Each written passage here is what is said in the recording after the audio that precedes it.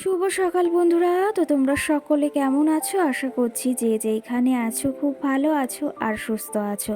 আজ নতুন আরও একটি ভিডিও তোমাদের সকলকে অনেক অনেক ভালোবাসা জানাই।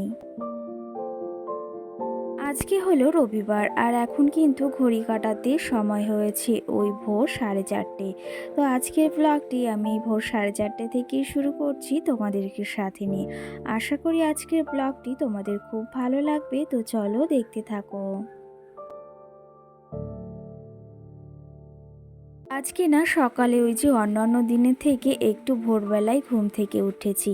তারও একটা কারণ রয়েছে, কি জানো তো, ওই যে মনের ভেতরে একটু ভয়ও রয়েছে। কারণ কি জানো তো, ওই যে তোমরা তো সকলেই হয়তো কম বেশি জানো যে আজকে শুনেছি ঝড় হবে। তো সেই ক্ষেত্রে কালকেও না বৃষ্টি হয়েছিল, সঙ্গে বেশ হাওয়াও হয়েছিল।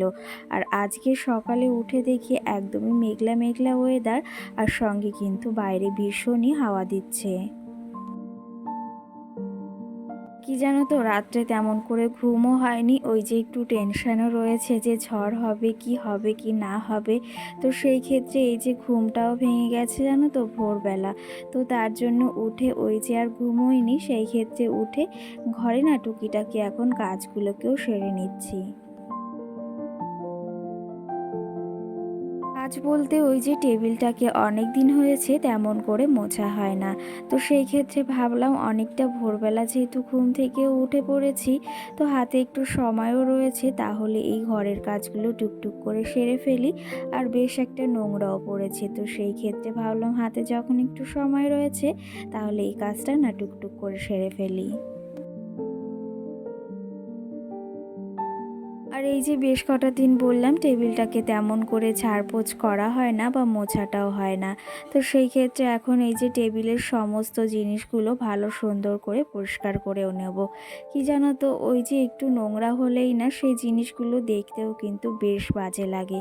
তো সেই ক্ষেত্রে একটু যদি পয় পরিষ্কার করে রাখি হাতে সময় নিয়ে, তাহলে কিন্তু সেই জিনিসগুলো দেখতেও বেশ ভালো লাগে।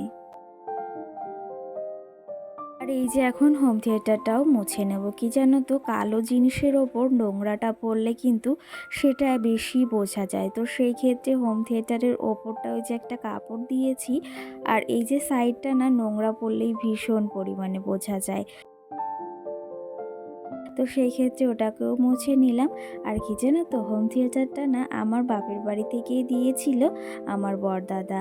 তো সেই ক্ষেত্রে না মাঝে মাঝে ওটাকে একটু গান শোনা হয়, আর সময় না হলে হয় না। তো সেই ক্ষেত্রে আগের দিন না গানটাও চালিয়েছিলাম, আর বেশ টুকটুক করে কাজও করছিলাম। আর গান চালিয়ে কাজ করতে কিন্তু বেশ ভালোই লাগে। কি জানো তো, ওই যে মাঝে মাঝে যখন একটু নিলিবিলি সময় পাই বা যখন ওই যে টুকটুক করে কাজগুলো করি, তখন ওই যে মোবাইলে কিংবা হোম থিয়েটারে গান শুনতে শুনতে যদি কাজগুলো করো না, আলাদাই একটা কিন্তু এনার্জি পাওয়া যায়। আর আমার তো ভীষণই ভালো লাগে গান শুনতে, কিন্তু সব সময় সচরাচর হয়ে ওঠে না জন্য ওই যে মাঝে মাঝেই কিন্তু শোনাটা হয়। আর এদিকে দেখো তোমাদের সঙ্গে গল্প করতে করতে টেবিলটাও পরিষ্কার হয়ে গেছে, আর ওপরে মামামের আমার ছবি রয়েছে, সেগুলোকেও একটু মুছে নিলাম সুন্দর করে।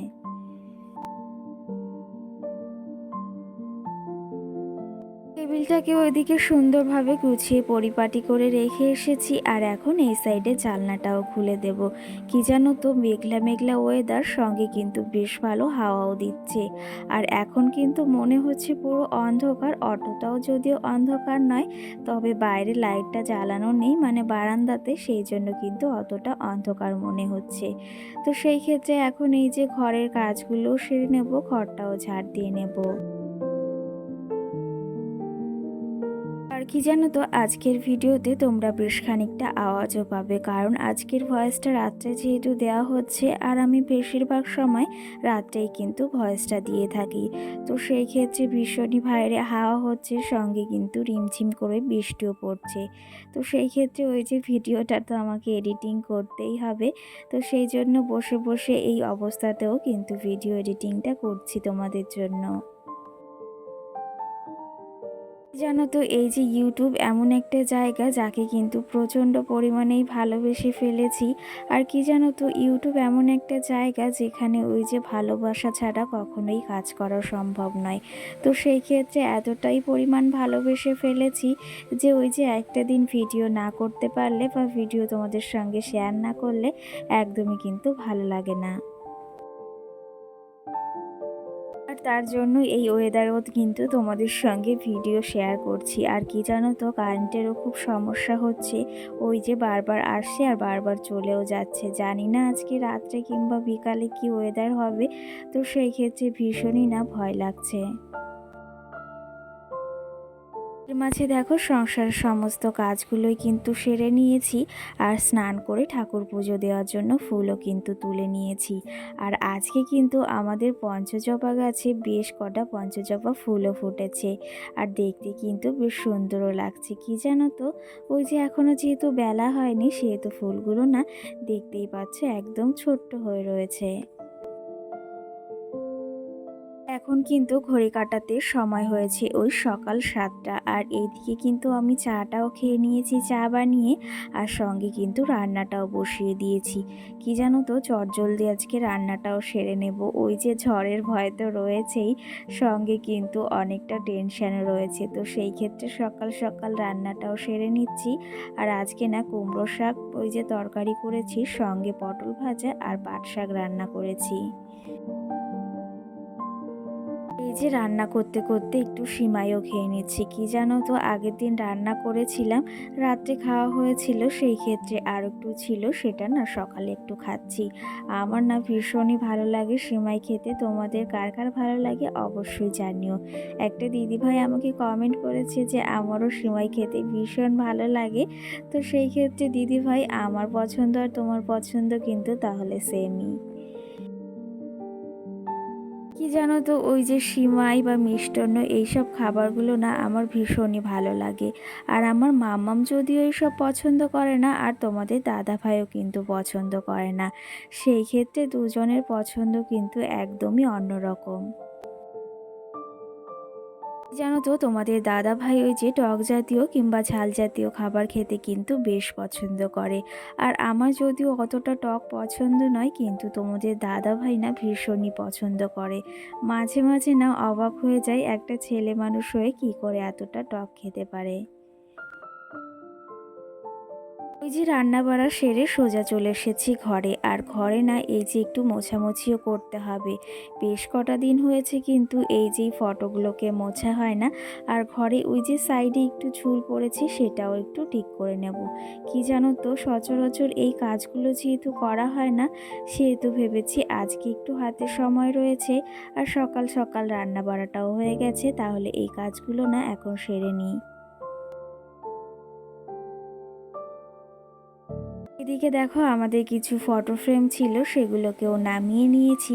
আর সঙ্গে ওই যে লক্ষ্মী ঠাকুরের ছবি আর এই যে আমাদের ছবি রয়েছে।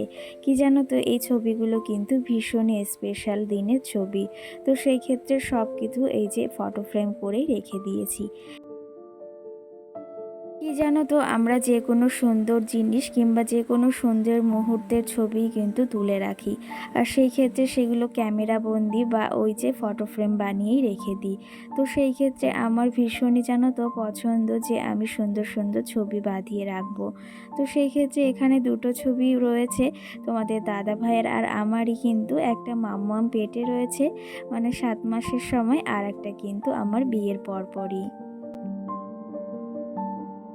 কি জানো তো আরও ছবি বের করার ইচ্ছা রয়েছে, জানি না সেটা কবে হবে। খুব তাড়াতাড়ি করার ইচ্ছা আছে কটা ছবি বের।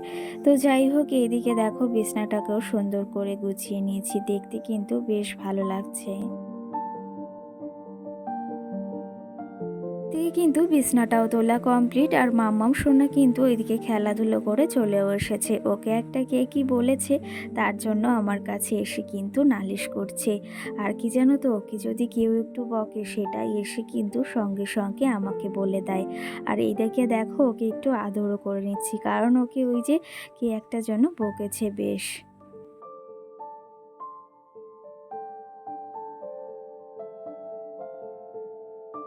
আর ওই যে মামাম সোনাকে কিন্তু একটু আদরও করে নিলাম। কি জানো তো, ওকে একটু আদর করলে না ও বেজায় খুশি হয়ে পড়ে।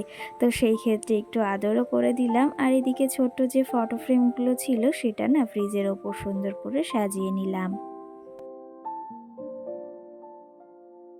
তো চলো তবে এদিকে কাজ করতে করতে তোমাদের কিছু মিষ্টি মিষ্টি কমেন্টেরও রিপ্লাই দেওয়া যাক।